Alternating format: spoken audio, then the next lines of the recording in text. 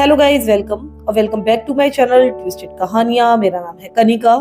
आज मैं आपके लिए जो नॉन क्राइम स्टोरी लेकर आई हूँ वो थोड़ी सी डिफरेंट है और काफी इंटरेस्टिंग भी है।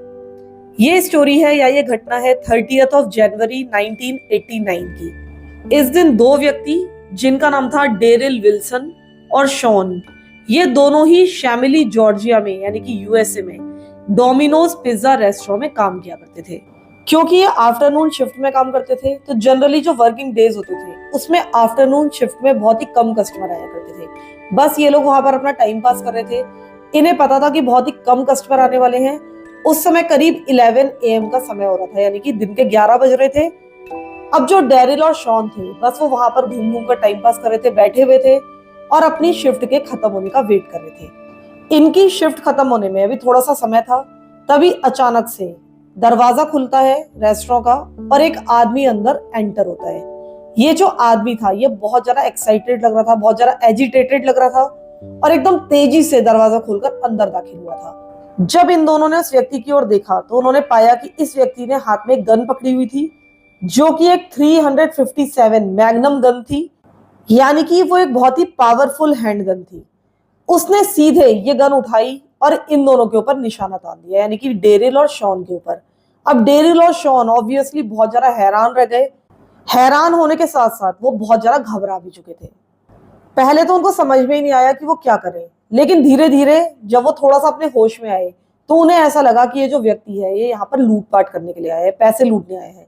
अब डेरिल और शॉन तुरंत ही उस व्यक्ति से कहने लगे, अपने हाथ ऊपर करके, कि देखो हमारे हाथ ऊपर है, हम तुम्हें कुछ नहीं करेंगे, तुम्हें जो कुछ भी यहाँ से ले जाना है तुम यहाँ से ले जा सकते हो। यानी कि वो ये चाहते थे कि ये लूटपाट करके यहाँ से चला जाए और हमारा कुछ भी ना बिगाड़े। अब जैसे ही इस व्यक्ति ने ये सुना कि ये लोग इससे कह रहे हैं कि तुम्हें जो ले जाना है लेके यहाँ से निकल जाओ, तब वो जोर जोर से चिल्ला चिल्लाकर इनसे कुछ कहने लगा। जब इन लोगों को उसकी बात समझ में आई तो ये समझ गए थे कि ये कोई आम रॉबरी नहीं है, ये व्यक्ति तो कुछ और ही चाह रहा है। एक्चुअल में जो व्यक्ति यहाँ पर घुसा था ये डिमांड कर रहा था कि तुम दोनों यानी कि दोनों कर्मचारी टॉम मोनहन को फोन लगाओ। अब इन दोनों कर्मचारियों को पता था कि टॉम एस मोनहन कौन है, लेकिन उन्हें पता था कि उनको कॉल करना इनके बस की बात नहीं है।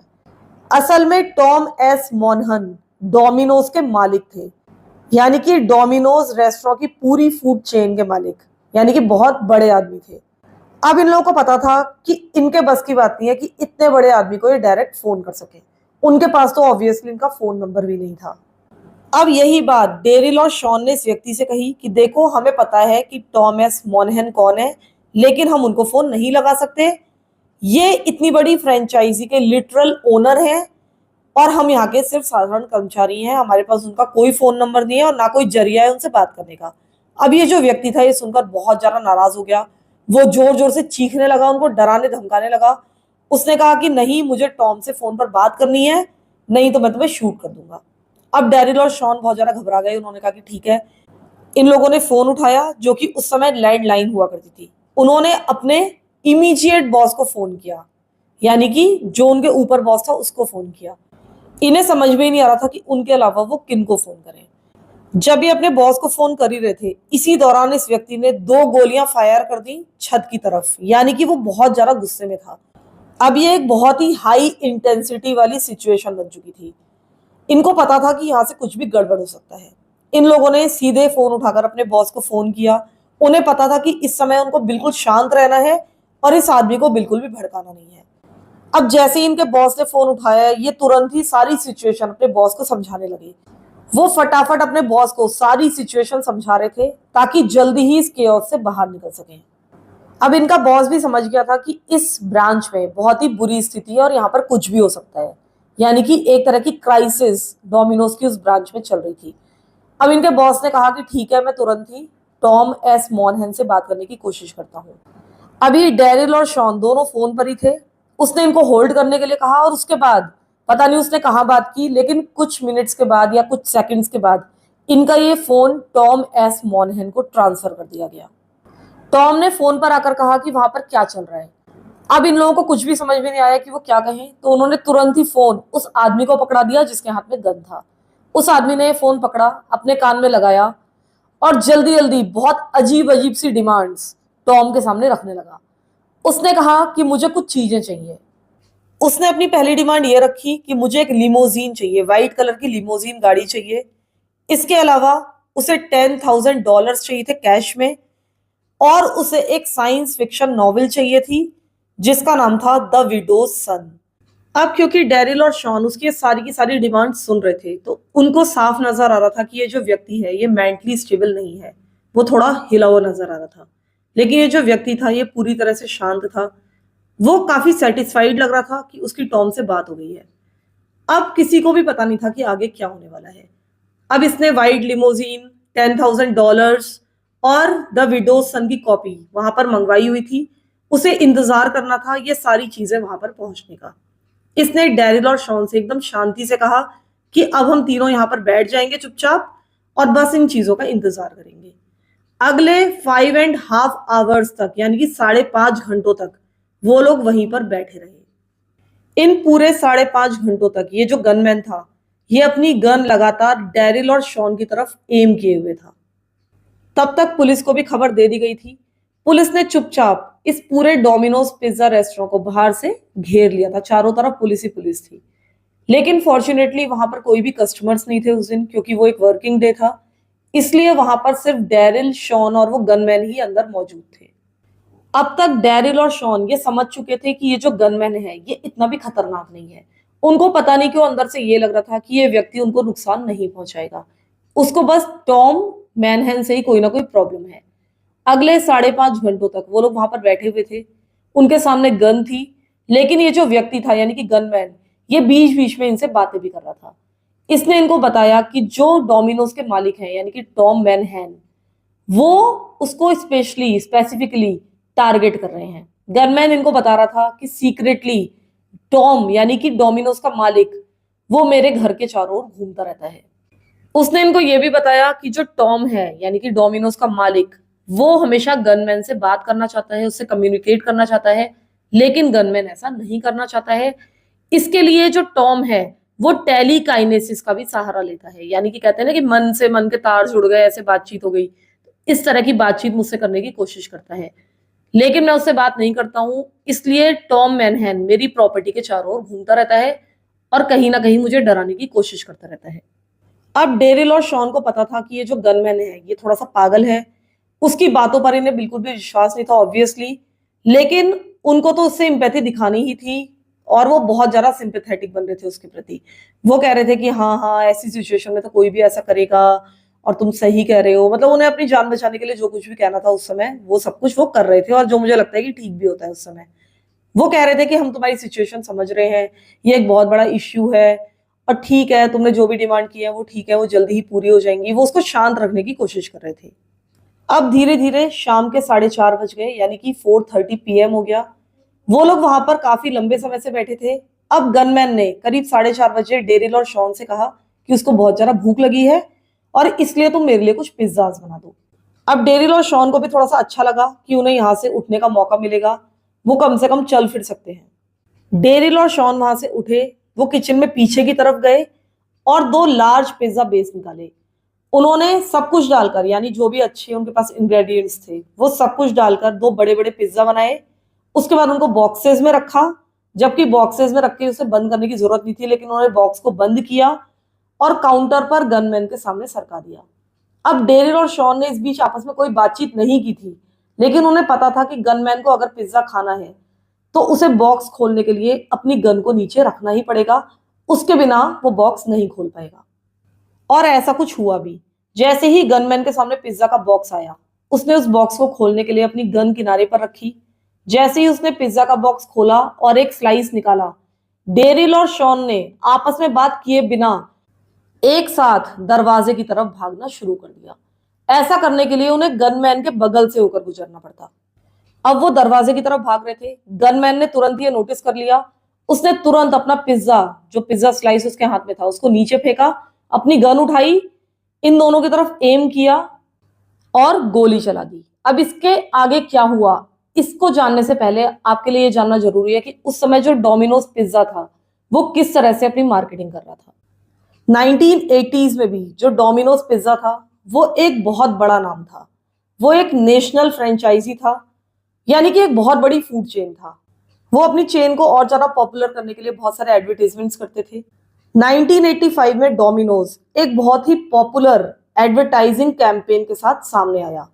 उस समय उसने एक कैरेक्टर को इंट्रोड्यूस किया। इसका नाम उसने रखा द नॉइड। ये जो नॉइड नाम का कैरेक्टर था, ये एक बहुत ही फनी कैरेक्टर था, बहुत ही वियर्ड था। इस कैरेक्टर के बड़े बड़े स्नीकर्स थे, बनी ईयर्स थे, वो बहुत ही गूफी सा लगता था। और इसी कारण से जैसे ही वो मार्केट में आया वैसे ही वो बहुत ज्यादा पॉपुलर हो गया। ये जो नॉइड नाम का कैरेक्टर था, ये डोमिनोज के एड में करता क्या था, ये बहुत ही इंटरेस्टिंग था। जैसे ही डोमिनोज का पिज्जा कोई भी डिलीवरी बॉय किसी के घर लेकर जा रहा होता था, ये रास्ते में पिज्जा डिलीवरी को रोकने की कोशिश करता था, डिले करने की कोशिश करता था, यानी कि वो डिलीवरी गाय को परेशान करता था इन एड्स में। लेकिन फाइनली किसी भी तरीके से जो पिज्जा था, ये उस व्यक्ति के घर में पहुंच जाता था उस एड में। तो इस तरह से ये काफी फनी कैरेक्टर था। कई बार ये रास्ते में उस पिज्जा को फ्रीज कर देता था, कई बार पिज्जा को स्मैश कर देता था ग्राउंड में, कभी उनको जला देता था, कभी उनका रास्ता चेंज कर देता था।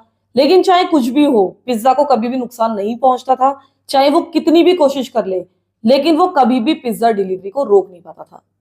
इसके लिए डोमिनोज ने एक बहुत ही कैची सी लाइन दी। ये लाइन थी अवॉइड द नॉइड विद डोमिनोज। इसका मतलब यह था कि डोमिनोज जानता है कि अपने कस्टमर्स तक किस तरह से टाइम पर पिज्जा डिलीवरी करनी है। चाहे रास्ते में कितनी भी प्रॉब्लम्स आ जाएं, लेकिन डोमिनोज आपको हमेशा टाइम पर पिज्जा पहुंचाएगा। वो सारे के सारे केओस को अवॉइड कर सकता है। अब इनकी ये जो कैंपेन थी, ये बहुत ज्यादा पॉपुलर हो गई। केवल ये लोगों को फनी ही नहीं लगता था ये कैरेक्टर, बल्कि कहीं ना कहीं ये इससे जुड़ गए। बच्चे इसको बहुत ज्यादा पसंद करते थे। ये अपने आप में, यानी कि नॉइड अपने आप में एक फ्रेंचाइजी बन गया। वो एक टॉय के रूप में सामने आया, लोग इसको खरीद सकते थे। इसके अलावा ये टीवी शोज में आता था, इसके ऊपर एक मूवी बनी, यानी कि ये नॉइड कैरेक्टर अपने आप में एक बहुत ही पॉपुलर कैरेक्टर बन चुका था। यहां तक कि माइकल जैक्सन ने अपने एक वीडियो में इस नॉइड कैरेक्टर को लिया। इसको माइकल जैक्सन के पीछे पीछे दौड़ता हुआ दिखाया गया है, यानी कि ये नॉइड अपने आप में एक बहुत ही सक्सेसफुल कैरेक्टर था। अब उस दिन उस डोमिनोज पिज्जा रेस्टोरेंट के अंदर जो व्यक्ति दाखिल हुआ था, उसका नाम था केनेथ लेमार नॉइड, यानी कि वही नॉइड कैरेक्टर जिसका नाम डोमिनोज ने यूज किया था, उसका नाम इस व्यक्ति के नाम से भी मिलता जुलता था। अब ये जो नॉइड नाम का व्यक्ति था, यानी कि केनेथ नॉइड, ये यहाँ पर उस दिन उस स्टोर में ना तो खाना चुराने आया था, ना पैसा चुराने आया था, ना किसी को परेशान करने के लिए आया था। वो तो बस यहाँ पर बदला लेने के लिए आया था। और ये बदला उसको लेना था डोमिनोज के मालिक टॉम एस मोनहन से।